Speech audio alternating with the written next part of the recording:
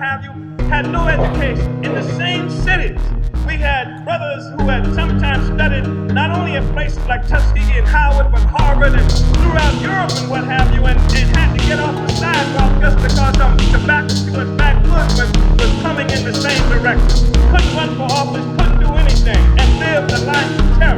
They knew that they could do a better job not only running the county, running the city, but they felt they could integrate into the capitalist system if the masses of African people had a right to vote. And so we found this alliance emerge between the liberal sector of the white ruling class, based mostly in the north, and the liberal sector of the African petty bourgeoisie or middle class. And the civil rights movement was born on this. This is the basis for the fact that the civil rights movement was based tactically on philosophical nonviolence. No matter what happened, that we would always be nonviolent because the civil rights movement was funded by the liberal sector of the white ruling class. And they were not about to fund a movement that could actually overturn the entire system. They were not about to fund a movement where African people would actually pick up a gun and fight back.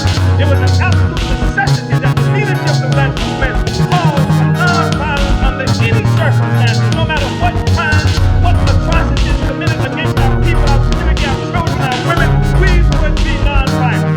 In fact, the civil rights movement used to have classes on lit feet.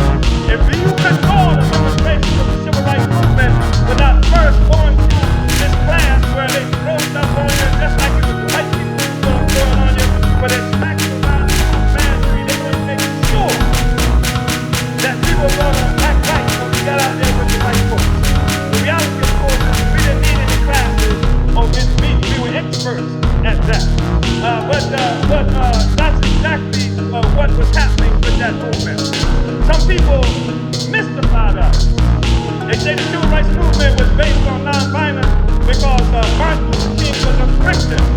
And that's total and absolute nonsense. The reality is the Ku Klux Klan was also a Christian organization.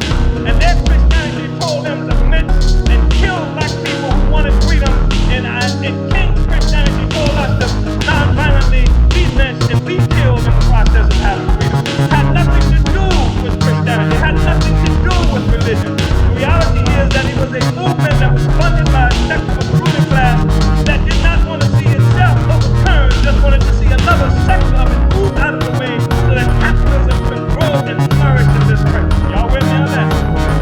I know that ain't the fairy tale that we often get taught. Because the fairy tale was there was a good white liberal who woke up one day and decided he was going to love us.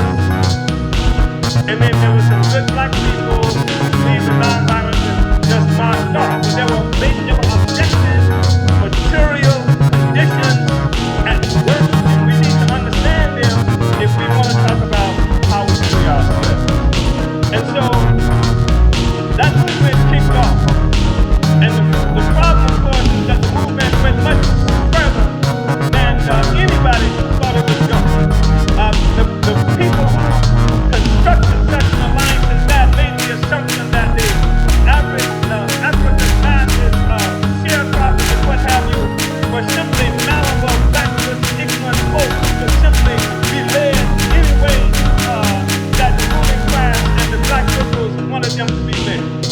But the truth of the matter is this, that the people, any people, once in the process of changing the world, become changed themselves. People who one day were simply uneducated sharecroppers who were out trying to change the world, they became transformed. And they stood up like people like Benny Lima and people like Willie Riggs and others, sung and unsung heroes, and they made a tremendous movement and found and discovered their own interests, and their own interests were separate and distinct from the interests either of the liberal sector of the white ruling class or the African petty bourgeoisie.